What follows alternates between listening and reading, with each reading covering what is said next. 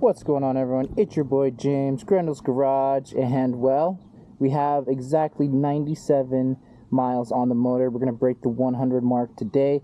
Not a ton to say about it. I'm just going to go ahead and let it speak for itself. We're still running stock everything.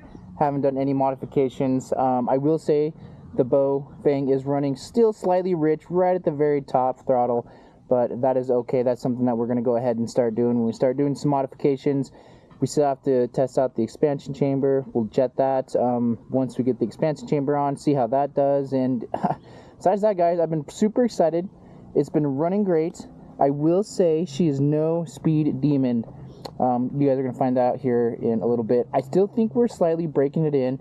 I've been running synthetic oil. From my understanding, if you are running synthetic oil, it takes a little bit longer to actually break in motors in general. So yeah, besides that, guys, I did have to change a flat the other day, but that was more of a snake bite than anything else. I think my tire pressure got a little bit too low, ran it, came back home, filled it up, it was flat. So we did flip over the tire, so we can go ahead and start rubbing on the other side a little bit. I just have to scoot this whole thing over just a little bit. Besides that, guys, I've actually been super happy with it, man. It just goes. It starts up, you get point A to point B, and we'll go ahead and do a little more talk about what I think and all that stuff once we get back in the garage to actually make this a little bit more of what my first impressions are of the actual engine itself. So besides that being said, guys, let's go ahead and rip it up, make sure our gas flow is on. Looks like we are on, and let's go.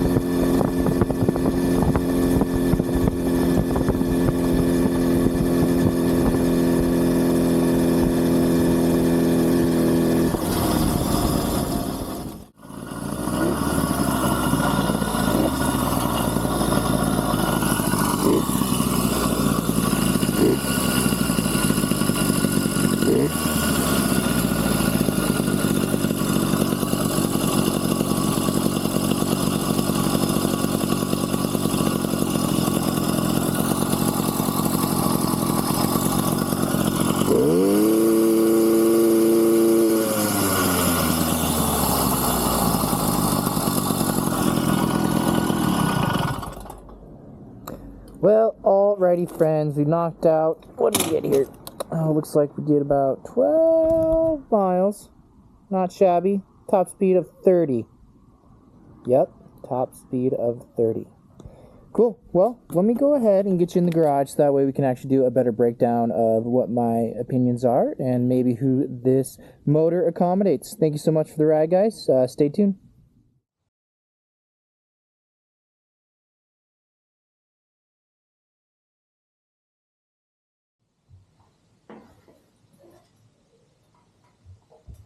Alrighty, guys, we're back from the ride. Had a lot of fun. Any opportunity to get out there and ride a motorized bicycle is honestly a win, in my opinion. So I told you guys I was going to be absolutely brutally honest when it came to this motor, in my personal opinion. Let's just go ahead and get the negatives out of the way. Personally, I thought it was going to be a little bit torquey of a motor, especially looking at our port numbers and stuff like that. As you guys saw, running up some hills and stuff like that, we lost a lot of power.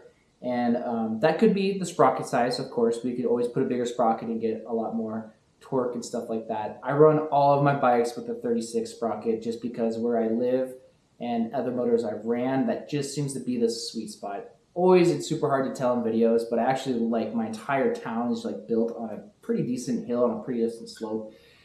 So I always need the power to get out and climb those hills. In my opinion, speed traffic is always going to be the most safe. And this motor just doesn't quite have the torque that I thought it was going to have. So there is that.